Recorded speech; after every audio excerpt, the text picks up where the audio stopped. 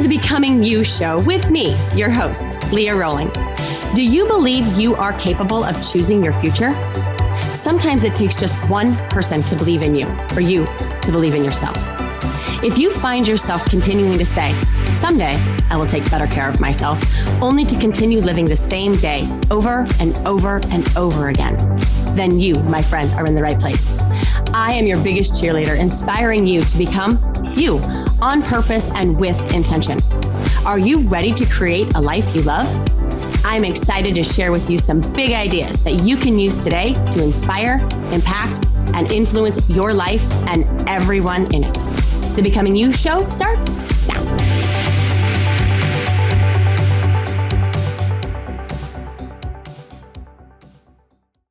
Hello, my friends. How are you? Well, as you know, this is my birthday month and my birthday week. Sweet, you guys. I have had such a great celebration, and I'm so grateful. I'm overwhelmed. It's not generally like me that I'm without words, but I feel so lucky and so blessed for the amazing friendships that I have. And I feel like you are all of my friends. And it's weird. I mean, I don't necessarily know you if you're listening to this, although I feel as if I do. And I just get so excited to share like what's been going on and what I've been up to. And I just appreciate you showing up and being here with me today.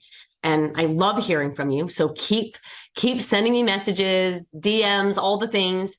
And if you've been listening to me and found anything that I have offered useful, beneficial, would you mind sharing me with your favorite people, right? With the people that you want to do this life with. I can't think of a better birthday gift than that. Like really being able to share the work that I do and the love that I have for each and every one of you with more people. I can't imagine how that wouldn't be an awesome thing. So anyway, last week I talked about emotions, allowing them or indulging them. And I didn't get to go as deep as I wanted. And so I want to do that with you today. So today we are going to talk about how we go about unburdening ourselves from indulgent emotions by allowing ourselves to feel and process the primary ones. When we have not learned how to process emotions, they can wreak havoc.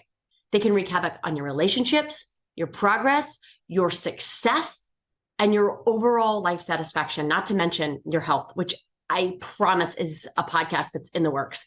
I want to talk metaphysical for at least one or two, if not multiple podcasts, because I think it's so important. I think, as you know, thoughts are the language of the mind, feelings are the language of the body. And when we're in distress in the body, IBS, autoimmune, anything that ends in itis, okay, it's possible that it's because we haven't learned how to feel. So I'm trying to sell you on feeling here if you're picking it up. So I believe that it is these indulgent emotions, right, that have us seeking validation as the solve for the heart that is hardened. Okay. Last week we talked about being bitter. We become bitter when we have not processed the anger. Bitterness then becomes an indulgent anger. When we let anger at others or frustration at our situation fester and build up in our hearts, right? That's when we become even more bitter. So I'm going to share today with you a few reasons why we remain bitter and the exact steps to unburden yourself and your heart from the bitterness. You deserve it, and every single person on the planet deserves it. I want you to think about any time that you have felt bitter in your life and it feels awful. It kind of feels like retribution, but yet you are the one that robs yourself of the peace that's available. So I'm going to try to offer you that peace today. So let's talk first about primary emotions. Primary emotions are vibrations created in the body by way of our thoughts. We know this. You know this work if you've been with me for a while. We give meaning to situations, right, with our mind, and then there is a biohormonal chemical that is released in the body, a vibration, and we label it an emotion, okay? Psychologist Paul Ekman identifies 6 primary emotions, okay? It's anger, disgust, fear, happiness, sadness, and surprise. His work is pretty incredible, but he theorized that these human emotions are innate and they're shared by everyone across cultures, okay? So then what are secondary emotions, okay? Secondary emotions are the emotions that are often felt after the primary emotion, after one of those 6 has been experienced. They are the reactions to our primary emotions. And I think these secondary emotions are the feelings that we feel because of the meaning we give to that emotion, right? We get angry that we're angry. We get worried that we're worried, right? We get disgusted that we're disgusted. So I think not only does the primary emotion, right, that's created by meaning that we give to the situation, the circumstance, I think secondary emotions become secondary because we give meaning to the primary one. And we don't actually process and feel the primary one, okay? So, for instance, after feeling the primary emotion of anger, you may feel the secondary emotion of shame afterwards, meaning maybe you shouldn't feel angry. And then instead of feeling joy, okay, as a primary emotion, you may feel relief or pride. Instead of feeling fear, you may feel hateful, okay? So the purpose of the secondary emotion is to cover up the sensitive primary emotions that we're quote unquote not supposed to feel with something less sensitive. And in this way, they are a way of protecting the self from being vulnerable. I like to think about secondary emotions as an escape from the primary ones. However, much too often, the second emotions can lead to way more hurt and way more pain as it builds up over time, especially if these emotions, such as guilt, shame, resentment, frustration, remorse, bitterness, are at play. Second emotions are often harder to name than primary emotions. They saturate the primary emotion with kind of complex reactions. Think of like peeling of onions. They can influence your behavior. They can increase the intensity of your reactions. And friends, they last much longer than primary emotions. Okay? The main difference then between primary and secondary emotions is that primary emotions are how we react to events, circumstances, and situations, yes? Whereas secondary emotions are reactions to how we feel, okay?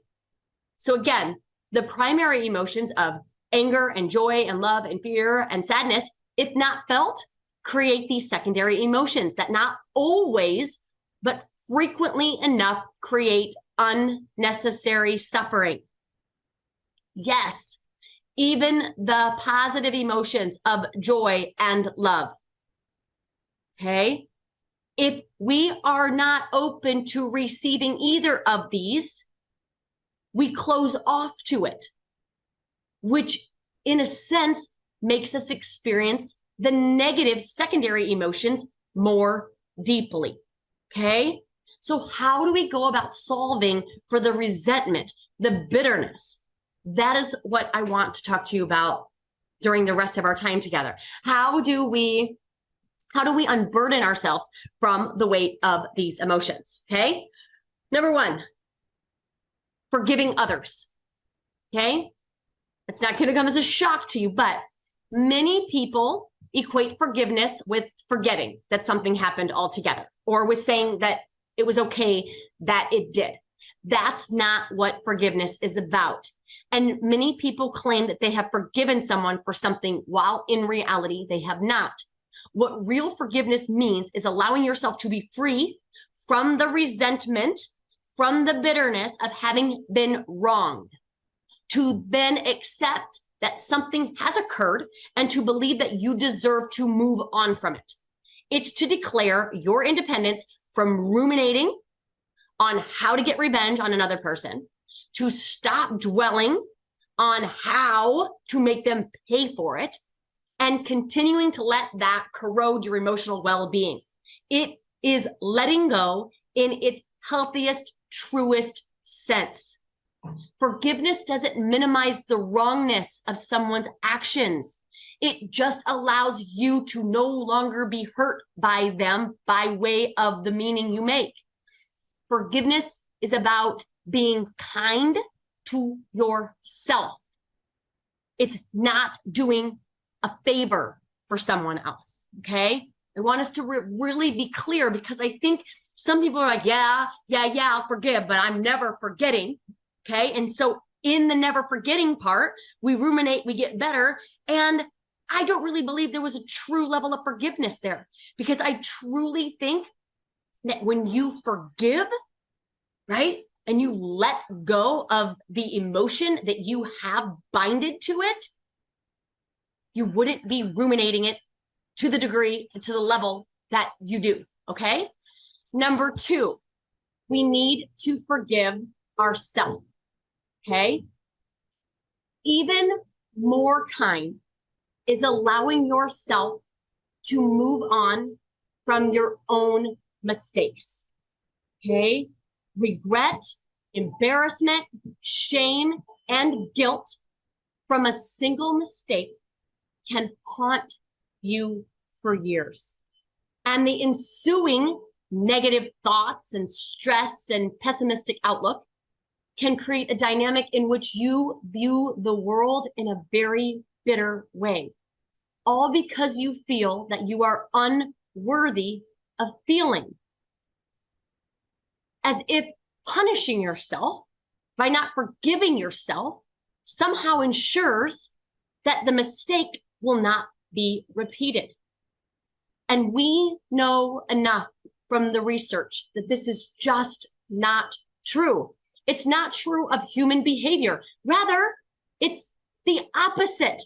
When we can't accept and embrace the wholeness, the humanness of who we are, we tend to live out shame and create a reality of regretful events, okay? So if you find yourself plagued by thoughts of past mistakes, start noticing and exploring them.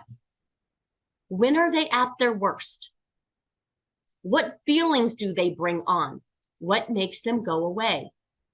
And if you are locked in a never-ending fight with the thoughts, trying to reason your way out of them isn't going to work.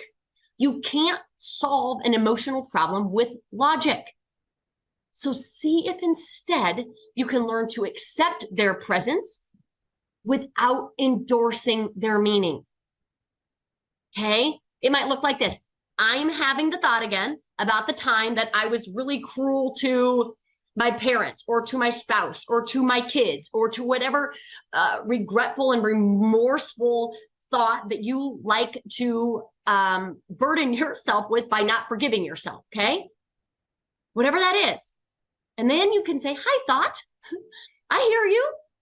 Allow for a little sad, right? Process the primary emotion of sad. That was the reality. Because if we don't process sad, if left unallowed, regret follows, bitterness follows, frustration follows, and shame follows, okay? Forgive others, forgive yourself. Number 3, I want you to check your all or nothing thinking. It is amazing how frequently all or nothing thinking seems to underlie such a variety of, I'll just call it unhealthy psychological states, right? From panic to low self-esteem, from perfectionism to hopelessness. It's not uncommon to uncover hidden and not so hidden patterns of this dysfunctional thinking in my clients when they are struggling with this kind of negative world view. What all or nothing thinking does, by its very definition, is it makes your outlook on life more rigid.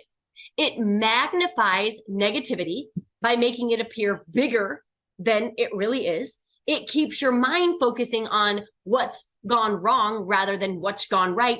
And it sets you up to see the bad in people and things and life more than the good.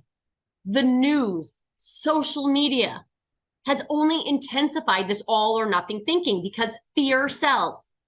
People are paid billions of dollars to paint a picture of despair, hopelessness. They are paid to distract you from living an awesome burden-free life, right? They encourage you to join in to the divisiveness of our time. It's a trick. It's a trick. It's a trick our brain plays on us to make us think that we belong, but it just makes us more separate. It also has us burning out. We go all in on whatever the goal is. Think about New Year's resolutions. We throw everything at our New Year resolution to get healthy, to get fit, to lose weight. So we do all the things, right? We work out, we cut out sugar, we put ourselves to bed at a decent time. And when the day comes that we are unable to be as rigid, and friends, that day will inevitably come, we just stop doing everything. All or nothing creates this toxic cycle of overdoing, burning out, and self-loathing when we do nothing. It reaffirms our belief that we are not capable, that it won't work, and we quickly become bitter. And bitter turns on us in the form of hate. And if we're hating ourselves, guess what we're not doing? We're not doing the very thing that is required that we want to take care of ourselves. Okay? Number 4, releasing expectations of others. Okay? When we are constantly disappointed and annoyed with people, it usually means that we are delegating our emotions over to people that can't handle them. When we depend on the expectations we have of other people in order to feel a certain way, we set ourselves up for failure every time. People have agency to do what they want when they want. And if your emotions are tied to other people's agency, we tend to become bitter. We do this all the time, right? When our kids do what we want, we are happy, right? We're proud. We feel like, oh my gosh, we're doing something right with this momming gig. And when they don't, we get mad. We get frustrated, right? And then we think we suck at being a mom. Same thing when our husbands do what we think, quote unquote, good husbands should do. We are thankful and appreciative. And we think, oh, they love me. And when they don't, we are resentful and angry. And we think for sure that they don't love us and for sure they're going to leave. And for sure there must be somebody else. The most freeing thing I believe we can do, especially in our interactions with other humans, is just let them be them. Let the humans in the world be humans in the world. Don't tie your emotions to what they do or not do. If you have an expectation, if you need to, right? If your brain's like, no, we need to have these expectations because, we had expectations when we were growing up. Fine. Just expect them to be who they are, right? And then you get to decide how you want to think and feel and show up. Okay? Number 5, believe, friends, believe that things will get better. Okay? I'm here to tell you that whatever you're going through, whatever you're dealing with, you can handle it. Even if you don't think you can, I promise you, you can. The reason why you don't think you can is because you didn't give yourself credit for all the times you did. Okay? Believe that things will get better. Severe hopelessness can be particularly dangerous. And I believe hopelessness is a secondary emotion tied not to not to one of the negative primary emotions. You guys, I think it's tied to not allowing love and joy in our life. I mean, really allowing ourselves to relish in it. When was the last time you felt love? I mean, really felt it. How about joy? And if so, okay, what does it feel like? Where do you feel it in your body? If we don't know what it feels like to feel joy and to feel love, it is hard to believe in hope, especially when things get hard. We also use hopeless words like never, always, and but. My kids never listen. My husband always does this or that. I really like my job, but seeing the world via a hopeless vernacular blinds us to a significant evidence to the contrary. A lifetime is, for most of us, a decades-long ride that sees many highs and many lows, and many ebbs and many flows. And believing that there is a downward trajectory obstructs the beauty of everyday things and keeps you hopelessly and inaccurately believing negative ideas, giving them staying power that they don't deserve. Imagine how much peace you can feel simply by just allowing yourself to believe that harmonious, magical, and beautiful things are out there in the world, yet to be experienced. It takes practice to see them, but they are there and they will always be. You've got to know that you will see what you believe. You will look for evidence and proof of your thoughts. Okay, this is not fake optimism. This is confirmation bias at play. What you look for, you will find. So the question is, what do you want to look for? Do you want to look for more ways that the world is broken and that people are awful and that no one understands you? That your children are stubborn and that your in-laws are incapable and your husband doesn't care? Or would you like to believe that the world is beautiful and that people are awesome and that you are understood? Whatever you're looking for, you will find. Number 6, believe in your personal power. Okay?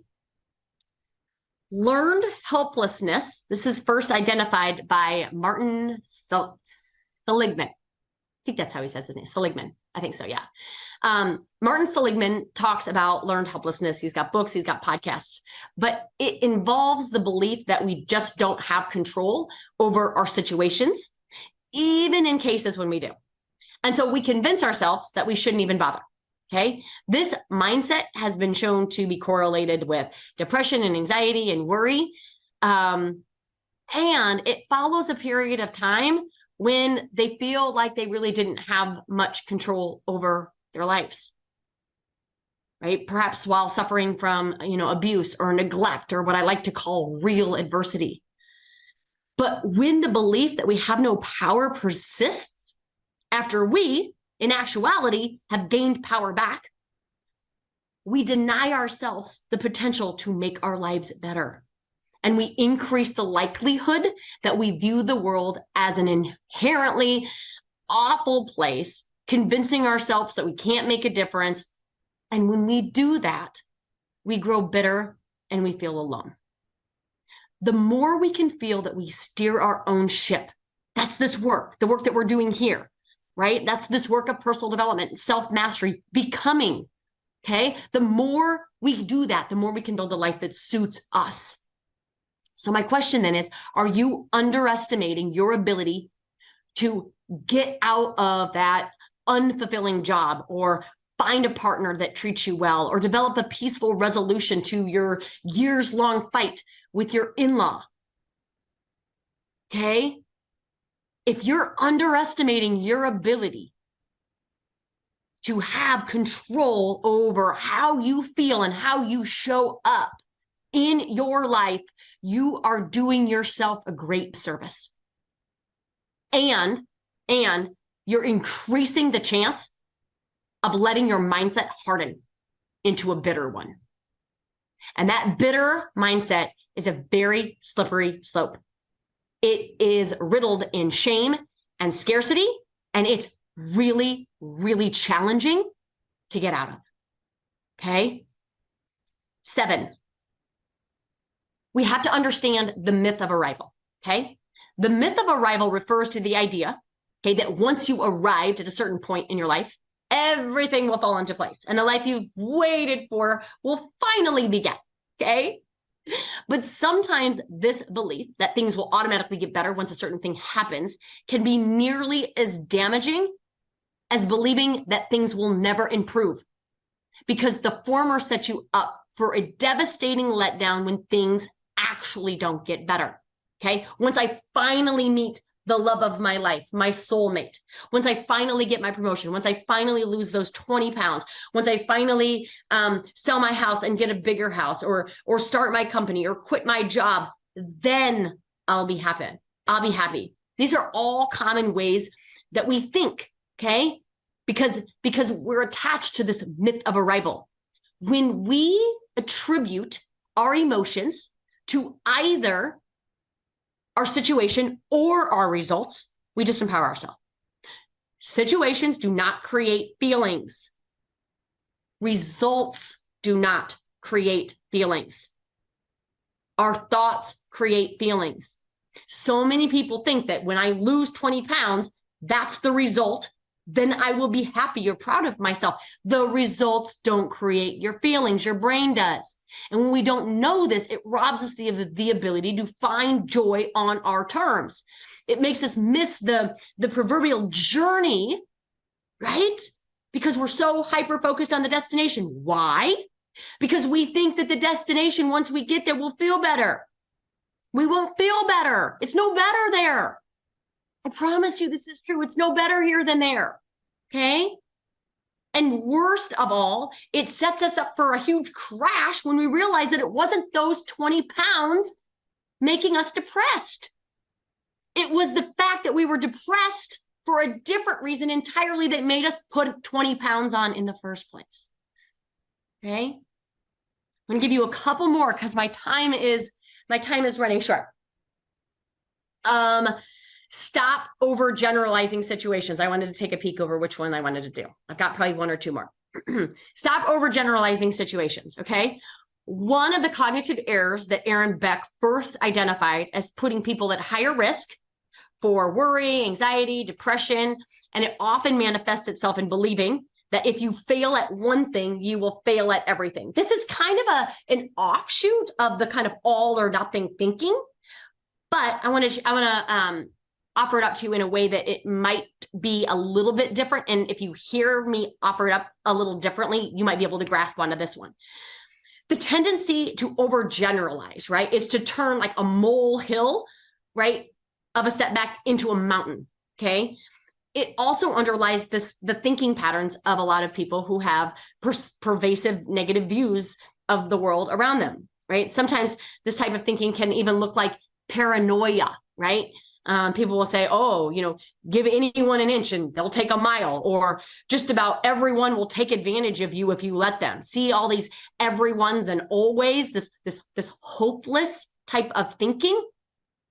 It's true that not everyone has impeccable integrity, but it's also true that there's a lot of goodness out there if you let yourself look for it. Remember, you will find what you look for. And just because there are scammers, right, doesn't mean that you should stop helping those that aren't. Okay? So I'm going to end with this last one, and you probably have guessed it, but we have to practice gratitude. By now, you've probably heard it, and I talk about it all the time on my podcast. It's part of my daily 5. Being grateful for things big and small brings big changes to your mental health. And here's what else I know is true. When you need it, if you haven't been practicing it, it eludes you. It is much harder to be bitter about life, right, when you're not counting your daily blessings. When you focus on what you're grateful for, you focus less on what might seem like life's little irritations, right? Some people may think that gratitude or meditation or keeping a list of things that you're grateful for is hokey. I have sold the research on former podcasts, so I won't bore you with it. But still, people won't take the 2 minutes to literally write down what they're grateful for. Even if you think it's hokey, okay? Would you rather be a little hokey or the person who goes their whole life without the mental and physical health benefits from a gratitude practice? Lessened anxiety, lessened worry, lessened depression, improved immune system, functioning health heart, anti-aging properties. I could go on and on and on. All that gratitude brings, okay? I'll take hokey all day long, okay? These are just a few ways to unburden the bitter. This particular emotion, bitterness, and all of his cousins, resentment, frustration, and angst, have an enormous amount of power to do harm. Not only in our lives, physically, mentally, emotionally, but bitterness disconnects us from others and ourselves. So maybe you just take 1 or 2 of these strategies to see if peace can't replace the bitter and allow you to step into your power and your potential. I love you all very, very much. Hope you're amazing. Hope you're awesome. And I hope that you can unburden the bitter so that you can live awesome in peace and your potential. Have a good one, everybody. Take care. Bye-bye. You have been listening to the Becoming You show with me, your host, Leah Rolling, where I share big ideas to inspire, impact, and influence your life. Tune in every Friday at 11 Central on transformationtalkradio.com for your morning cup of coffee, the hug you never want to end, and that inspirational message that you felt was written just for you. Each show is inspiring you to become you with purpose and intention. For more information or to connect with me, visit www.leahrolling.com.